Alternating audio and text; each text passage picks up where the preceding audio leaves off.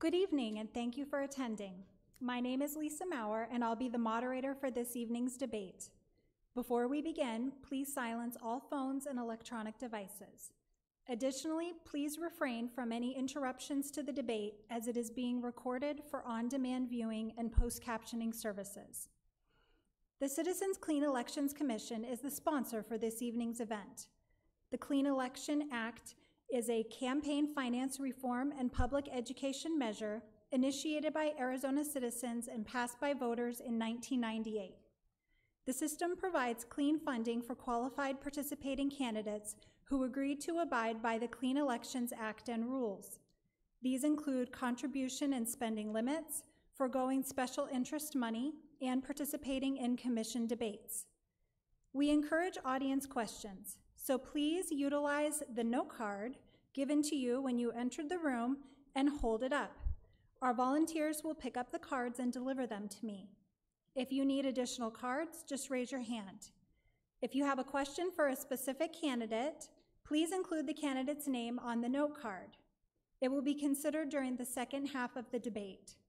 We screen questions for clarity, to eliminate duplications, speeches, or personal attacks on candidates.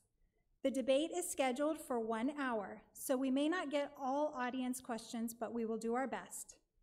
Tonight's debate includes 1-minute opening statements.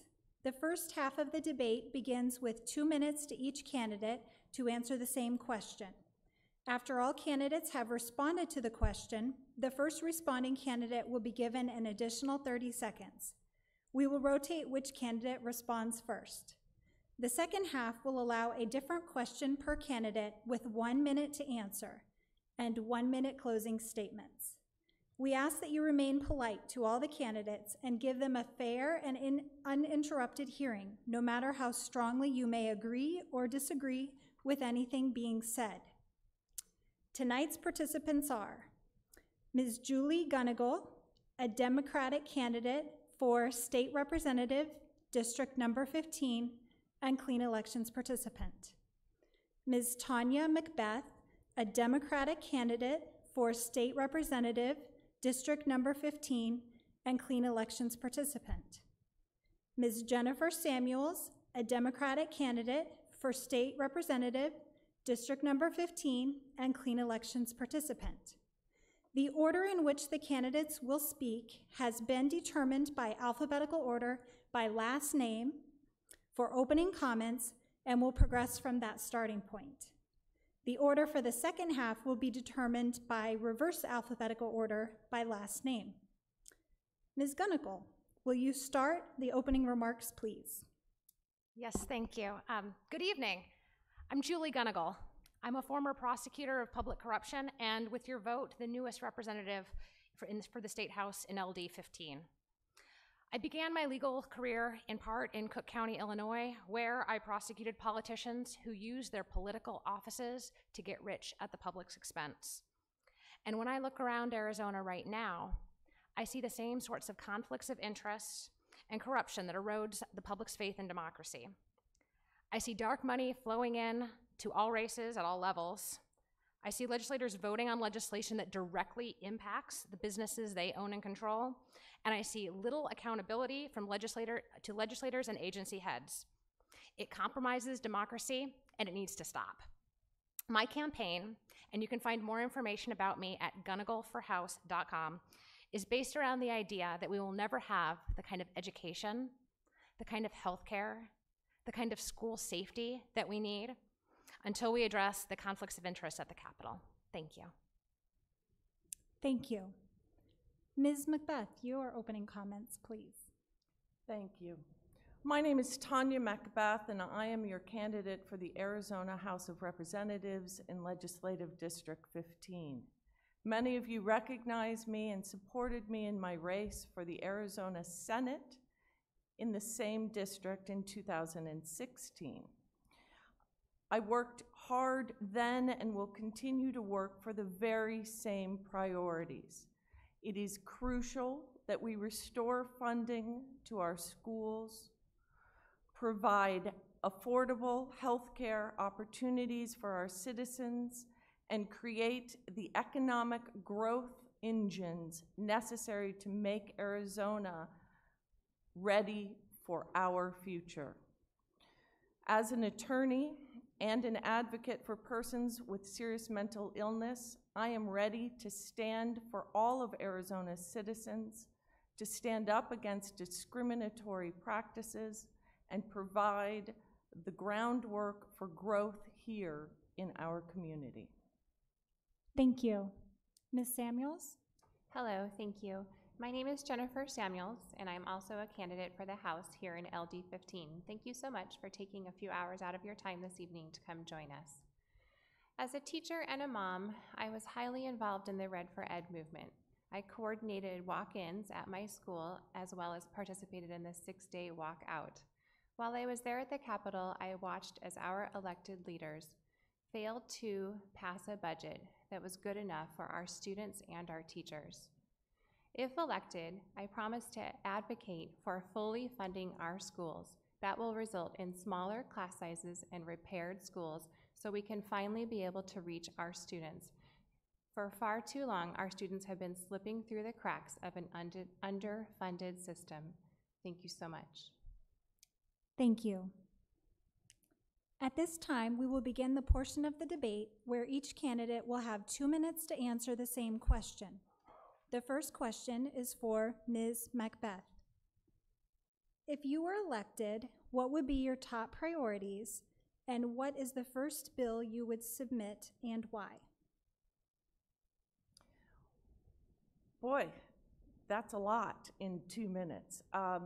My main priorities are to restore education funding, to provide affordable access for health care, and to improve our infrastructure. I think in terms of making a difference for Arizona, those together form the engine for economic growth in our community. In terms of the very first bill that I will propose, there are so many that I would like to field all at once. I think one easy, shall I say, nonpartisan bill that all of Arizona can get behind is support for our schools, to restore funding for school buses and for our buildings. We've got to get textbooks back into the schools so that children can do their homework and grow. When you look at another priority is economic growth here in Arizona. I think a very easy no-cost solution for economic growth is to support our tech industries through mandatory net neutrality for all government internet service providers. That is zero cost, but will provide the opportunity for small business development in our tech industry, as well as encourage businesses that are operating in the tech industries in other states to move to Arizona to take advantage of our opportunity for net neutrality. No cost, ready to go. Thank you. Ms. Samuels, same question. Thank you. If elected, my top 3 issues are, of course, first and foremost, education. I am also highly invested in school safety as well as the economy. So obviously, I would like to see a larger portion of our budget going to education. Excuse me, not a larger portion, more dollars. We need to close the loopholes and stop giving away tax credits to large corporations. We need to stop the paradigm of investing in large corporations' profits over pupils. Second, school safety is really important to me. As a teacher, I know firsthand what it feels like when a lockdown is called in a classroom. I know what it feels like to look at your classroom and know that you are in charge of protecting those students. So one of the first bills, if elected, that I would work toward is some common sense gun reform. It's time we start having the very difficult, very scary conversation about guns. Our students deserve it, our teachers deserve it, and our community as a whole deserves it. Also, our economy. The more we invest in our schools, the stronger our economy will be as a result of it. Thank you. Thank you. Ms. Macbeth, you have 30 seconds to give additional thoughts. Thank you for this. Oh, yes. My apologies. Ms. Gunnigal is next. Thank you. So if elected, my very first bill would be comprehensive ethics reform. What I see at the Capitol right now is a bunch of symptoms. I think the lack of funding in education is a symptom of a broken system. I see the lack of healthcare funding and the fact that we couldn't raise the cap on kids' care as a symptom of a broken democracy. So I would introduce comprehensive ethics reform, and it would look like this. First, we need to make sure that the persons elected, once they get into, well, as they're getting into office, are not taking dark money contributions where the public has no idea who's funding them. And for this reason, you'll see me on the sidewalks every single night for 2 hours a night circulating for the Outlawed Dark Money Initiative because it is important and it is vital to our democracy. I will make sure as part of comprehensive ethics reform that our legislators disclose and divest from conflicts of interest while they're in office. And then most importantly, I believe that legislators and agency heads, when they're in office, don't get to take their Rolodexes home with them and become high-powered lobbyists when they leave.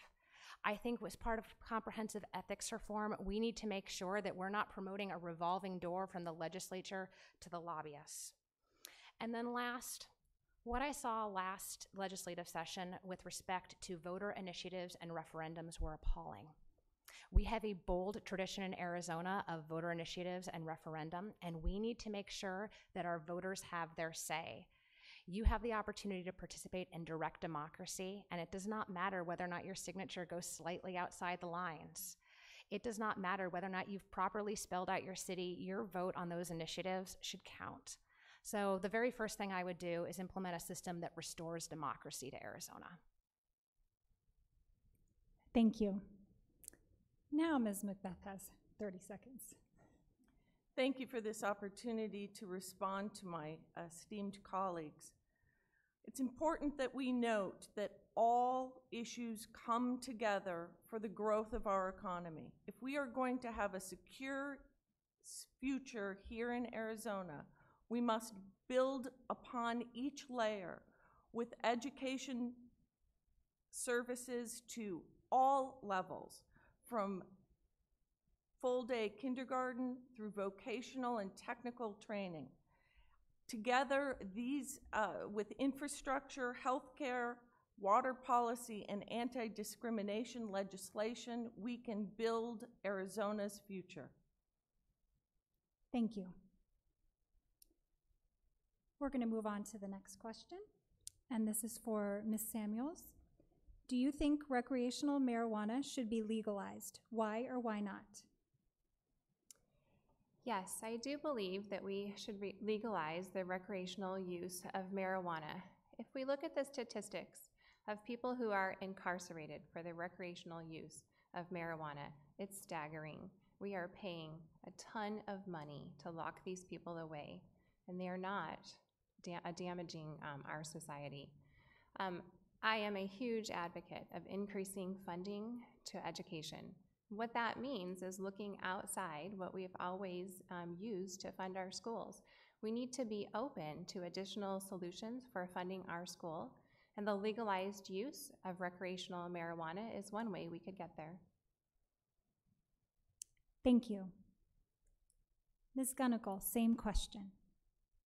Yes. No, Ms. Samuels got it absolutely perfectly correct. I do support the legalization of recreational marijuana subject to conditions and concerns. My first concern would be who does the regulation. As you probably know, right now, medicinal marijuana is regulated by the Department of Health Services, and it is done in probably the most backwards way possible, denying veterans in particular the ability to use medicinal marijuana for post-traumatic stress disorder. and a host of other ailments, and it just doesn't make sense. So subject to the right rules, the right regulations, the right regulators, and assurances that it will not fall into the hands of children, I would support the same measure. Thank you. Ms. Macbeth, the same question. Absolutely, medical marijuana has been a driving force for economic growth here in Arizona, and recreational marijuana can take that same path. Recreational marijuana has worked well in multiple other states, including Washington and Colorado. If the legislature takes the initiative and writes the laws, we have the opportunity for providing a formal structure for the selling of recreational marijuana here in Arizona, and to learn from the other jurisdictions so that we can implement the policies in the best manner possible. Recreational marijuana is an extreme tax revenue and has been shown to be so in particularly in Colorado. The number of traffic-related incidents involving marijuana are minuscule when compared to that of alcohol. We have the opportunity with strong leadership to make sure that our regulations provide a formal structure that keeps marijuana out of the hands of children while providing it to law-abiding adults. We can use this opportunity also to release nonviolent offenders who have been incarcerated for marijuana possession from our prisons and our jails, and free up the economic destruction that is caused by those incarcerations. We have the opportunity for a forward-thinking policy in Arizona, and I'm ready to take the lead to make that happen. Thank you. Thank you. Ms. Samuels, your 30-second response? Thank you. I would like to echo Tanya's sentiments. The legalization of recreational marijuana is not unprecedented. There are other states who have already paved the way. All we have to do is look at the work they've done, learned from their experiences, prevented the mistakes that they have made, and we can follow suit. Thank you. We're going to move on to the next question. Ms. Gunnigal, you'll start. What is your position on drug testing for recipients of social programs like WIC or SNAP? That is a very good question. I believe in evidence-based programs, and I believe in evidence-based law. And what other states have taught us about drug testing for WIC and SNAP is that it doesn't work and that it is not effective. It has taught us that it is more expensive than it is to regulate it in other ways. It has shown that the recipients from those programs, by and large, are not using illegal drugs to begin with. And it's also shown a dark side of corruption. One of the big issues in Florida was who was doing the drug testing. And when you looked at who was doing the drug testing in a state that promoted drug testing for WIC and SNAP, it was the wife of one of the legislators who put that into place. So no, I wouldn't support any legislation that would act as where you'd have to test in to WIC or SNAP. That doesn't make any sense. Thank you. Ms. Macbeth, the same question. I think there's going to be a lot of repetition in our answers here today. Absolutely, drug testing for WIC and SNAP recipients has been shown in Arizona to be counterproductive. I believe that the number of persons who have been caught up in this debacle is just a mere handful of people. We have the opportunity to use those funds to provide the services the WIC and SNAP recipients actually require. There is no reason to divert our supportive resources for punitive measures. This needs to come to a stop and needs to come to a stop immediately. Thank you. Ms. Samuels? Thank you. Like Julie and Tanya, I also agree. I believe it's a waste of funding, it's a waste of our time and of our energy. I agree with Tanya, those funds need to be reinvested into the recipients that need it most. It makes sense. Let's just go ahead and get it done now. Thank you. Ms. Gunnigal, your 30-second. I have nothing to add to those otherwise intelligent answers. Thank you. The next question is for Ms. Macbeth. What is your position toward the expansion of regulations on gun ownership in Arizona? There are fewer questions that cause more hackles to be raised than questions regarding regulations on gun ownership. We have a significant problem here in Arizona, and it's one that isn't publicized as much as it should be. And that is that Governor Ducey admitted in public that our background database is approximately 70% complete. So before we start talking about increasing regulation, we need to actually enforce the regulations that we currently have. A background check, a universal background check, are meaningless if the data isn't in the system. Our historical avoidance of incorporating that information into what should be a first priority is absolutely despicable. We have the opportunity to take leadership on that measure alone to make a difference here in our communities. As an advocate for persons with serious mental illness, I recall the days when spouses could call up and have their hysterical co-spouse placed in a mental institution based on zero evidence. I don't want to get into a situation where our gun regulations are used to do the same thing. We must not strip the rights of our citizens without due process. I think that is a universal understanding that due process, the right to stand in a tribunal and declare your case, is a fundamental right. Thank you. Thank you. Ms. Samuels, same question. Thank you.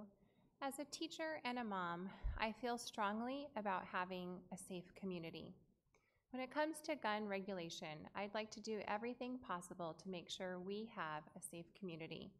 As Tanya stated, that begins with having an up-to-date database. We need to ensure funding is there so that we can make sure all the data is up to date. Secondly, I advocate for a mandatory waiting period and universal background checks to make sure that we are really, in fact, living in the safest community possible, not only for our neighbors, but also for our children. Thank you. Ms. Gunnigal. Yes, so 2 days ago, was the anniversary of the Pulse nightclub shooting. The NRA picked that opportunity to send out the candidate questionnaires for this election, which I thought was appalling bad taste. I support reasonable restrictions on guns and ones that we can all agree on. And it baffles me why we don't have a special session going on right now to make this happen. We have approximately 90% of Arizonans who agree in severe threat orders of protection, a series of hearings whereupon if someone is shown to be a threat to themselves or others, we can take their firearms away before they choose to start shooting. We have, again, 85% support for universal background checks, and that's a program that we should have implemented yesterday. So I have no issue with responsible gun ownership, but I think that there are core issues that we can all agree on right now that needs to get done. And I have called on Governor Ducey, like the other Democrats have, to start the special session and implement those reforms. To date, we haven't heard anything but the NRA questionnaires. Thank you. Ms. Macbeth, your 30-second response. Thank you very much. Arizona is a unique place where we have Democrats and Republicans and independents who are gun owners. Responsible gun ownership means caring for your communities and making sure that all members of the communities remain safe. We have danger to self, danger to other protections already in our laws. We have orders of protection that are available with Brady restrictions. We need to have the database up to date so access is restricted through legal means. Thank you. We're going to move on to the next question. This is for Ms. Samuels. What is your position on the state's decision to expand the Medicaid program? Thank you. I believe all Arizonans deserve access to high-quality health care. I am in favor of any expansion of Medicare coverage. It is my desire that people cannot worry about, do I have enough money to go to the doctor? Am I really sick enough right now? I want to live in an Arizona where if you feel like you need to see the doctor, you can just go ahead and take care of that right away. So yes, I am in favor of Medicare expansion. Thank you. Ms. Gunnigal, same question. I am also in favor of Medicare expansion. In this state, it should not matter if you are rich or poor. It should not be, it should be a human right. It should be an articulated right in our Constitution that you have the right to health care. I think expanding access was the right move. Second move is we need to expand kids' care and make sure that our children are covered equally to our adults, if not more so. And I would note of all of the agencies that we have in Arizona, Access is the one that's working the best. They are lean, they are mean. They make some bad decisions occasionally, but by and large, we have low administrative costs and we have a system that works. So we should fully fund it. Thank you. Ms. Macbeth. Not only do I favor Medicaid and Medicare expansion, I am proposing that Medicaid access be made available to all citizens of Arizona on a premium-based system. So open access, open our shining star in terms of healthcare providers to all citizens. If we could reduce the health insurance costs of our small businesses and teachers by providing them the opportunity to choose to enroll in access on a premium-based system, we could have another driving force for Arizona's economy. Free those overpriced health premium dollars from going to for-profit companies and move that money into the access system. That money would be going directly into the state government. We could have that money going into the general fund for overall program delivery. We could make Arizona a place where everyone knows that when their child's stomach hurts, they don't have to wonder if it's appendicitis and take the child to the doctor and not worry if it'll mean they can't pay their mortgage that month. Free Arizonans to access health care. Thank you. Thank you. Ms. Samuels, your 30 seconds to add additional thoughts. Thank you. I'm glad Tanya brought up the small businesses. I'm a native Arizonan, born and raised. My two parents had small businesses. My mom was a house cleaner and my dad mowed lawns. We did not have health insurance growing up. They did not have a large corporation with jobs where health benefits were included. There were many times when I wish my family had had health care coverage, not just for myself, but for my own parents. They neglected their health, and it's not okay. Thank you. Next question. Ms. Gunnigal, you'll start. What is the right strategy to restore gifted funding? All right, so gifted, I don't know, is there a plant in here? Gifted funding is something that's near and dear to my heart. I believe that our education system should serve all students, no matter what special gifts they come into the system with, or what deficits or special needs. As you probably know, Arizona hasn't bothered to fund gifted education for almost a decade.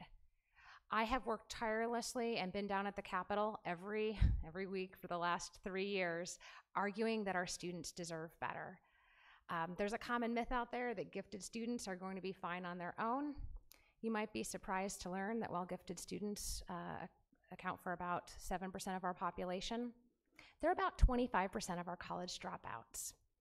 And it's a very real problem in Arizona, and we have failed almost an entire generation of gifted students. So we really need to fund those programs. The best part is we've got a statute already in place to do so. We just need to fund it. Fully funding this statute would mean that from kindergarten all the way through high school, that those students would have their unique educational needs supported. And wouldn't be dropping out, wouldn't be the behavior problems that they are. No child is more destructive in a classroom than a bored and gifted child looking for something else to do. So I fully support that. That's something that I've put a lot of my time into. Thank you for the question. Thank you. Ms. Macbeth. We have the laws in place to provide individualized education plans for all students. Those include those with developmental disabilities as well as those with gifted needs. There is absolutely no reason that we should be ignoring the needs of any student. Restoring funding, particularly to gifted programs, should be part of a comprehensive restoration of funding to all classrooms. Not only do we need gifted programs, we need those for the developmentally disabled, and we need those for vocational and technical training. Together in a network of a functioning school system that is properly funded, we can move all of our students forward. Every student needs the opportunity to reach their full potential. There is no reason that any particular group of students should be set aside and ignored. Not only do we need to restore funding for gifted programs and those who are developmentally disabled, but we need to provide funding for school counselors. School counselors are the first step to school safety and student health. Let's get the evidence-based quantity of school counselors in our schools today and provide for the health and safety of our children's future. Thank you. Thank you. Ms. Samuels. Thank you. As an educator, I really appreciate this question. I have a master's in special education, so I know the unique needs of our students. We have a very diverse group of students here in Arizona. Our special ed students are not receiving enough funding, and our gifted students are not receiving enough funding, as well as our general education students. Now, the students in special ed, as well as gifted, have very unique needs. They have academic needs, behavioral needs, and social emotional needs that are not being met with reduced funding. Now, I'm very happy that we received more funds in the passage of the latest budget. We have a little over $300 million more now than we had before. but we're still missing $700 million. We cannot reach our students until we fully fund our schools. I also appreciate that Tanya brought up the student to counselor ratio. We know here in Arizona, we have 941 students for every one counselor. That is crazy. The American Association of School Counselors recommends that we have 250 students for every one. We are nearly 4 times that much. If elected, I promise to work across the aisle to fully fund our schools to reach the individual needs of all of our students. Thank you. Ms. Gunnigal, your 30-second additional comments. Yes, just to briefly add, our legislative district is uniquely positioned once we get this additional funding. As you probably know, special education generally is underfunded in the state, but in Paradise Valley Unified School District, one of the 3 major school districts in LD 15, it is underfunded to the point of $3 million every year. That is $3 million less than the cost of meeting the needs of those students. We need to fix it. Thank you. Our next question is from an audience member who would like to know, and this is for Ms. Macbeth to start, what is your approach to success in funding for your campaign? My approach to success in funding for my campaign has been to start early.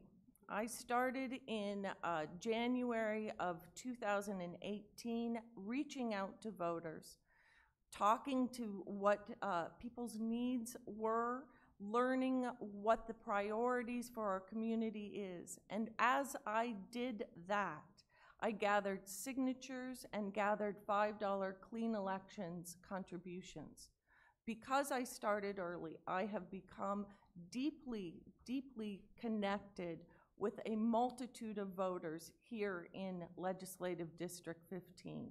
That active engagement and my prior candidacy in 2016 allowed me to move quickly through the Clean Elections process and on to outreach to voters. I am thrilled to say that I have qualified, and I will continue to support other candidates in their reaching of their goals. Funding my campaign, I am proud to say I am a Clean Elections candidate.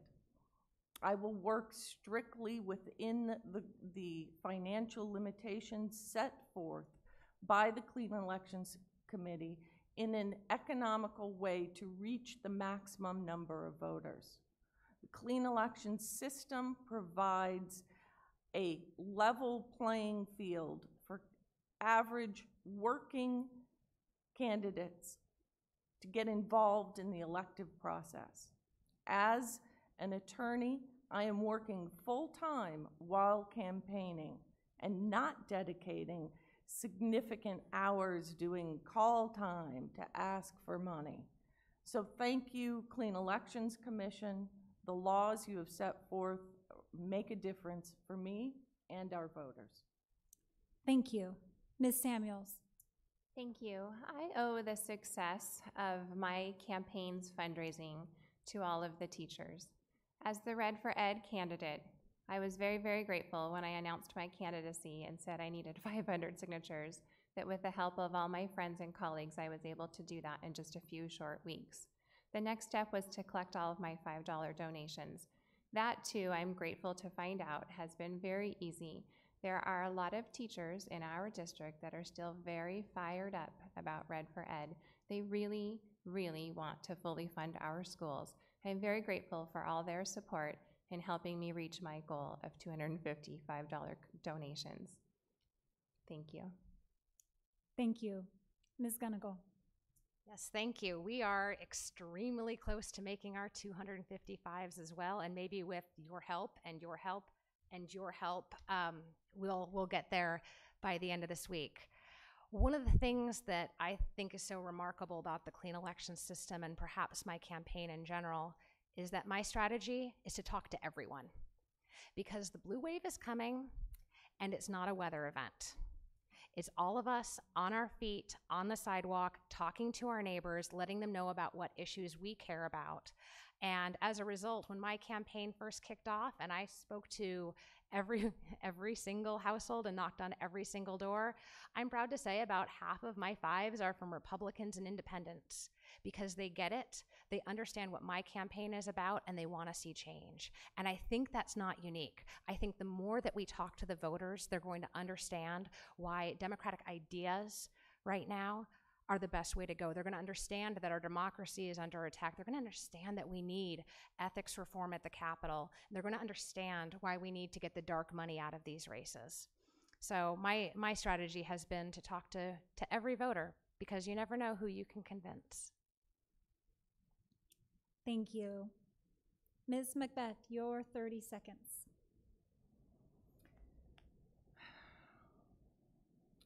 Funding the campaign has been a wonderful exercise in speaking to the voters. And it has been an opportunity for me to carry the anti-dark money petitions to wide groups of people.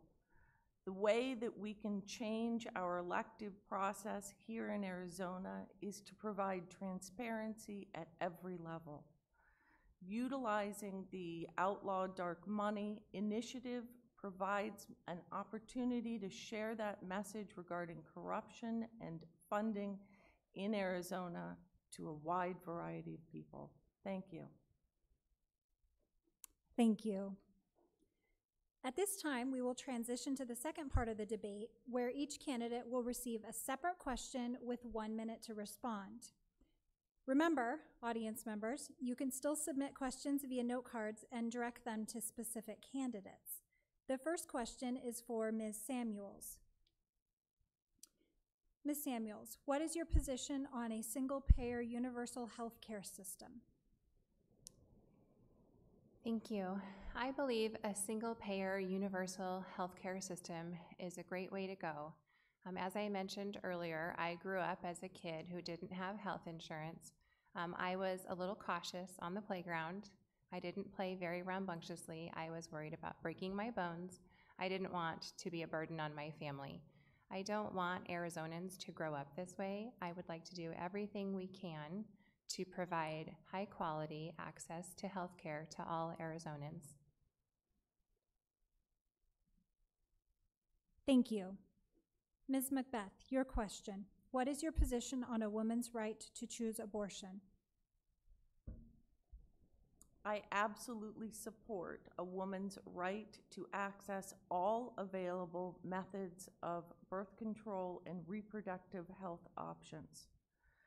My Senate opponent in 2016 and now House opponent in the general election, I hope if I make it that far, has done everything she possibly can to create restrictions on access, including shaming women into explaining why they are making the most difficult choice.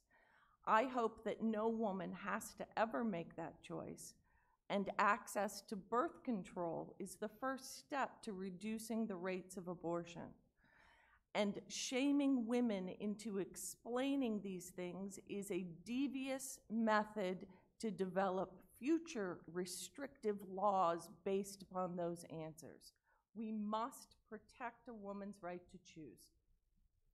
Thank you. Ms. Gunnigal, what is your position on installing metal detectors in schools? Ew. I don't think we need to get to that point. I think that if we could institute evidence-based reforms to make sure that every student is safe in their school, that we wouldn't need to get to the point where we have to have metal detectors. I think that sends the wrong message to students. I also think it doesn't protect them.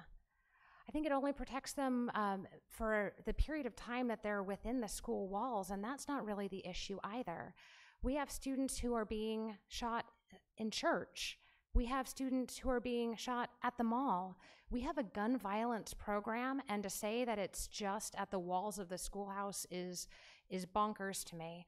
That's the technical legislative definition, I believe, as well. No, we need to do more on guns, but we need to be more forward-thinking than just merely metal detectors at the schools. Thank you.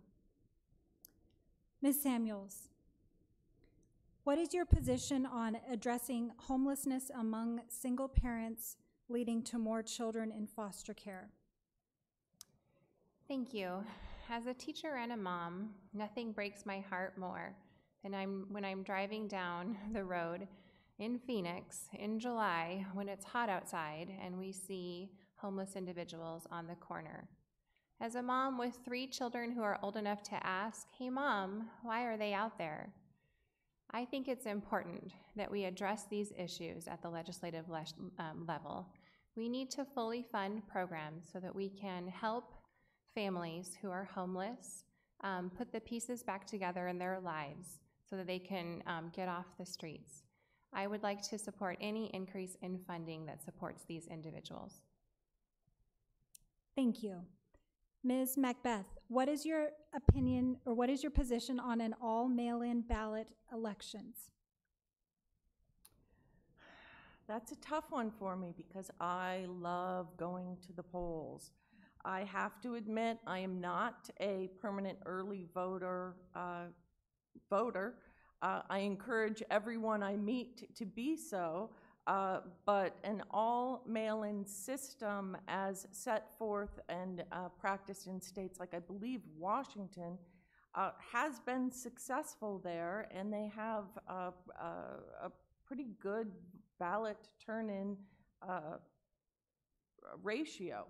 I prefer the programs that are set forth by our current Maricopa County Recorder, Adrian Fontes, which include early voting centers.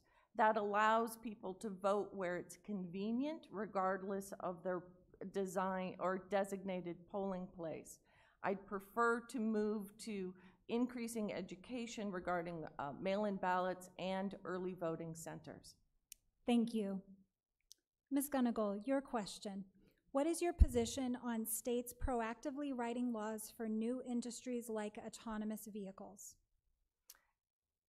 Yes. We need to do this, and we need intelligent people to do this. I fervently believe in the idea of states as laboratories for good ideas, right? And if we have good ideas down at the legislature, Arizona is poised with the tech centers that we already have and the human capital that we already have to be one of the leaders in the United States for these kind of laws. So should we be proactive? Yes. Most importantly, we should be electing people who understand technology. We should be electing people who, at a bare minimum, know how to return an email, know how to receive a text message, but people who are also going to be engaging these stakeholders so that we can make intelligent laws and laws that are evidence-based. Thank you. Ms. Samuels, what is your position on using the National Guard at Arizona's border with Mexico? I believe it's a waste of funding. I have spoken a few times tonight about how we need to increase funds to our school. I think sending resources to our border to battle immigration is just a flat-out waste. I, if elected, would do anything I can to funnel all of those resources towards schools instead of fighting the ridiculous battle of securing our borders. Thank you. Thank you. Ms. Macbeth, what is your position on Arizona ratifying the proposed Equal Rights Amendment? Thank goodness we've got this question. We've waited since the 70s to ratify the Equal Rights Amendment. We absolutely should move forward and make that possible. Not only do we need to ratify the Equal Rights Amendment, but we need to set forth reasonable and honest, moral, anti-discrimination laws across all populations. Arizona, as a state, has less anti-discrimination protections than the city of Phoenix does. You have the ability to discriminate against LGBTQ people going to the movies elderly and pregnant women in accessing housing, and women should be guaranteed the equal pay for equal work. There's no reason for us to continually refuse to ratify. Thank you. Thank you. Ms. Gunnigal, what is your position on high-stakes testing for public school students K-12? Yes, first, ERA now, and we're 2 states away. We can do this, and we need to send people down to the Capitol who will. With respect to high-stakes testing, I think that the evidence is in on high-stakes testing, and what the evidence shows is that high-stakes testing is bad for students, that it leads to more time that is spent doing testing than doing actual real learning. I think it also shows that it places teachers in compromised situations where they're being asked to do the impossible. Take a class of 35 students who have poor incoming indicators and raise them up to at least the average and do it in a year, and Superwoman couldn't do that. So I think we need to rethink high-stakes testing.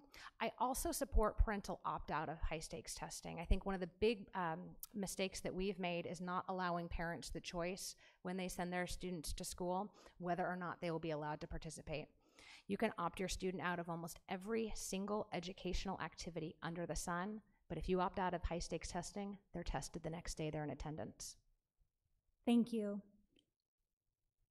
Ms. Samuels, what are your views on the current environmental laws regulating air quality? Thank you. I believe we live in a world where climate change is real and our environment needs our protection. I am an advocate of anything we can do to make sure we have high quality air here in Arizona. As we know, we used to be the 6th largest city in the nation, and we're now the 5th largest city in the nation, surpassing Philadelphia. What that means is there are more people here, there are more cars, and we need to address this issue. Our family members deserve high quality, beautiful, wonderful, good for our bodies air to breathe, and we need to address this issue. Thank you. Ms. Macbeth, what are your views on the taxation of digital goods? I touched upon this a little bit by discussing the issue of net neutrality. The taxation of digital goods in a system where certain industries and internet service providers can favor different businesses over others creates a disparate taxation system. So before you can have taxation of digital goods, you have to have equal access to the roadway, the internet, for all businesses. So once you have that equal access, then you can discuss whether or not you can capture that revenue within Arizona for taxation purposes. But right now, it would create the opportunity for unfair, zero due process taxation of particular industries. Thank you. Thank you. Ms. Gunnigal, an audience member would like to know, if elected, what would you do to reduce police brutality and protect the rights of citizens? Oh, this is such a good question. Who guards the guards? And the answer has to be that our legislature guards the guards. Who polices the police? That's on us, the citizens. One of the things that I support is I do support the body cams. I think that it has led to an unprecedented amount of evidence of things that we had heard of before, but perhaps not everyone was inclined to believe was actually happening. So with respect to police brutality, I think it's really important that we have properly trained officers, that we have compassionate officers, that we have the evidence there so that we're able to hold those accountable when it happens. But what I think we really need to do is restore some of our faith in law enforcement, because 99% of our law enforcement, I believe, is good in doing the right thing. But these instances, they put a dark mark on everybody. Thank you. We're going to move into closing statements. The first closing statement will be given by Ms. Samuels. Thank you. First, I just want to thank the audience members once more for taking time out of their busy evening, driving all the way over here if you live in a different section of our LD, and for braving the heat to get from the parking lot into here. I also want to thank the Commission for this opportunity. As candidates, we appreciate the opportunity to answer difficult questions and to engage in some real dialogue and discussion about why we're running for office and what we can improve about the lives of Arizonans if elected. So thank you so much. Thank you. Ms. Macbeth. Thank you to the Clean Elections Commission for this opportunity, and thank you for all who are watching here in the room and those who are watching at home online. It is crucial that we have legislators who are educated on the interconnectedness of all of these issues. Strong schools, good infrastructure, affordable health care, long-term water policy, and anti-discrimination laws all combine to create a force for economic growth here in Arizona.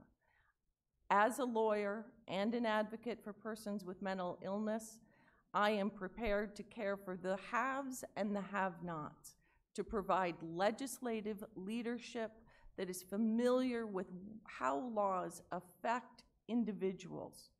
Thank you for your support. Thank you. Ms. Gunnigal, your closing remarks.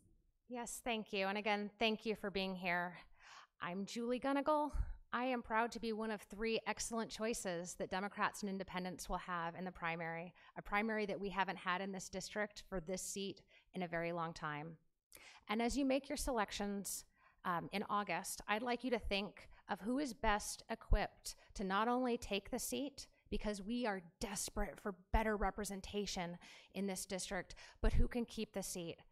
At the end of Red for Ed, and when we finally approved a budget, I watched legislators being hauled out and almost hoisted on top of shoulders and being celebrated for what they did for their district, and by people who only a few weeks before, many didn't even know which legislative district they lived in. It was powerful, but we need that kind of leadership for LD 15. We need the kind of person who can speak up. We need the kind of person who can win. And we need the kind of person who can take the seat from John Allen and Nancy Bartow, who have not done a good job of representing what our community stands for. Thank you. Thank you. To our candidates, we thank you so much for participating in our forum. And to our audience members, we thank all who took time to come and inform yourselves before voting. We encourage you to visit www.azcleanelections.gov/voter-dashboard for a customized experience to find information on the primary election, the candidates, the issues, and to view this debate on demand. Please fill out the debate evaluation form and return it to one of our volunteers. Your feedback is important to the Commission and will help improve future debates. Thank you all for coming tonight, and you are welcome to stay and speak directly with the candidates.